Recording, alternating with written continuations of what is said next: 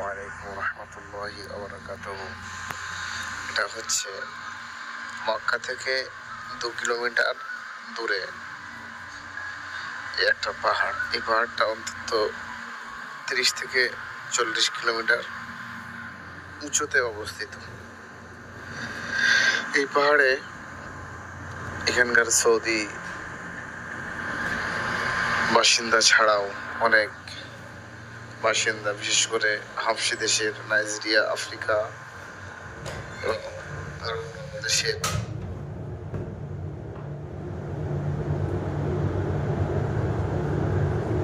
মানুষেরা তারা এখানে বসবাস করে।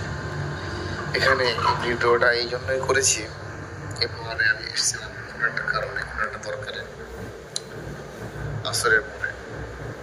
পাহাড়ে একা একা হেঁটে হেঁটে ওঠা সম্ভব নয়, এখানে গাড়ি চলে, একটাই রাস্তা, গাড়ি চলে। আপনারা দেখতে পাচ্ছেন গাড়িগুলো এখানে কিভাবে যাচ্ছে। এখানকার ড্রাইভারগুলো মানে মানুষের রক্ত মাংস একটা থাকে। আমি নিজেও গাড়ি চালাতে পারি, কিন্তু আমরা যখন গাড়িতে ভিডিও করছি মনে হচ্ছে যেন আমরা গাড়ির উপরে নেই। দেখেন, এই গাড়ি 30 তলা উঁচু থেকে নিচেই নামছে। আবার শুধু তাই না, এই গাড়ি যেতে যেতে যেতে যেতে আবার রিভার্সে মানে ব্যাক সাইডে যায়, আসে। আবার একটা গাড়ি যখন চলে আসে তারা সাইড দেওয়ার ব্যবস্থা করে। মনে হচ্ছে যে কোনো একটা দুর্ঘটনা ঘটে যাবে, কিন্তু না, এদের এই কালো চামড়াধারী মানুষদের অভ্যাস হয়ে গেছে। দেখেন, এই ভিডিওটা করছি। এই জায়গাটা এমন একটা জায়গা, এখানে আপনি যদি চলে আসেন কেউ আপনাকে খুঁজে পাবে না। দেখেন, ডান সাইডে এটা উপরে উঠে চলে যাচ্ছে, ওখানে অনেক ঘর বাড়ি আছে। এখানে অনেক মানুষ বসবাস করে, মসজিদ আছে, মাদ্রাসাও আছে। সৌদিবাসীরা কমই থাকে, অন্য অন্য দেশের মানুষেরা তারা এখানে থাকে। দেখেন এখানে কত ডিপ গাড়ি যাচ্ছে, যেতে যেতে যেতে যেতে আবার একটা গাড়ি চলে আসবে। এখান থেকে দেখেন কিভাবে নামছে, জাহানটা পুরো যেন হাত থেকে ছুঁড়ে ফেলে দেওয়ার মতন হচ্ছে।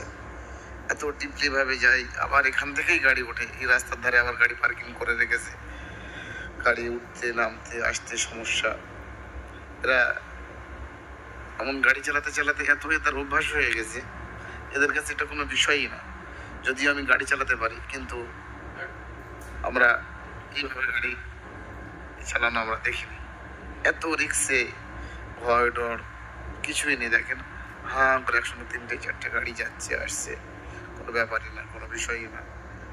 তো ভাই, এটাই বলতে চাচ্ছি, মক্কা রাজমহল রোডের, কম বেশি সবাই জানি, ইব্রাহিম খলিল রোড, যেটা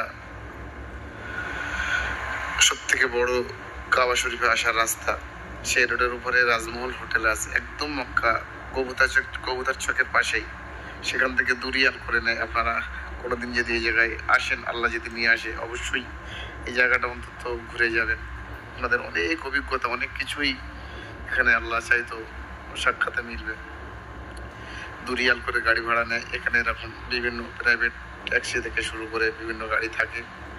বলবেন যে পাহাড়ের উপরে যাব, ওখানে যাবেন, ওখানে বিশাল বাজার বসে, অবৈধভাবে সব বাজার বসে। যখন পুলিশ যায় ওখানে বাজার ফাজার ফেলে রেখে সবাই পালিয়ে যায়। এই বাজার, ওখানে ফুচকা থেকে শুরু করে, ঝালমুড়ি থেকে শুরু করে, মিষ্টি থেকে শুরু করে সব কিছু এই বাজারে পাওয়া যায়। অবশ্যই আপনারা যদি কোনোদিন আল্লাহ যদি নিয়ে আসে মক্কায়, অ্যাড্রেস হচ্ছে ইব্রাহিম খলিল রোডে কবুতর চকের পাশে রাজমহল হোটেল আছে, বাংলাদেশি খাওয়ার হোটেল নাম করা অবশ্য। এই হোটেল থেকে একদম হোটেলের সামনে থেকে গাড়িটা যাচ্ছে। আপনারা অবশ্যই এই জায়গায় অবশ্যই দুরিয়াল গাড়ি ভাড়াকে দিয়ে এই জায়গাতে ঘুরে যাবেন, অনেক অভিজ্ঞতা পড়বে। এবং এর সঙ্গে আরেকটা কথা বলে রাখি, এই গাড়ি শুধু যে আসতে চাই তা না, এবং যে আমাদের কোনো বাঙালি, কোনো ইন্ডিয়ান, কোনো পাকিস্তানি এরা চালায় তা না। সব থেকে সৌদি আরবে আমার দেখা মতে পাকিস্তানি এবং মিশরিরা বড় বড় বাস, বড় বড় ট্রাক, বেশিরভাগ ওরাই গাড়ি চালায়। কিন্তু এই জায়গায় এই তিন দেশের মধ্যে মিশর, পাকিস্তান, ইন্ডিয়া, বাংলাদেশ এদের একটাও দেখা যায়নি। যা দেখা গেছে বিশেষ করে কালো চামড়ার মানুষ, যাদের জানের ভয় ডর কিছুই নেই, তারাই খালি এই গাড়িগুলো চালায়। ওরা মানে অনেক বাংলাদেশি, অনেক ইন্ডিয়ান, অনেক পাকিস্তানি জায়গায় কোনো দরকারের কারণে যায়, তারা ভাষাও শিখে গিয়েছে, টাকা বলতে পারে, সবকিছুই বলতে পারে। এই যে দেখতে পাচ্ছেন বাংলাদেশের আমিনিয়া হোটেল, এখানে বাংলাদেশেরা অনেক বড় বড় খাওয়ার হোটেল করে রেখেছে, থাকার হোটেল সব বাংলাদেশের বাংলা নাম দিয়ে রেখেছে। দেখলেন আমিনিয়া হোটেল, এই হোটেলগুলো হাজিরা সব থাকে এখানে, সময় হাজির সময় এখানে সবাই থাকে হাজিরা।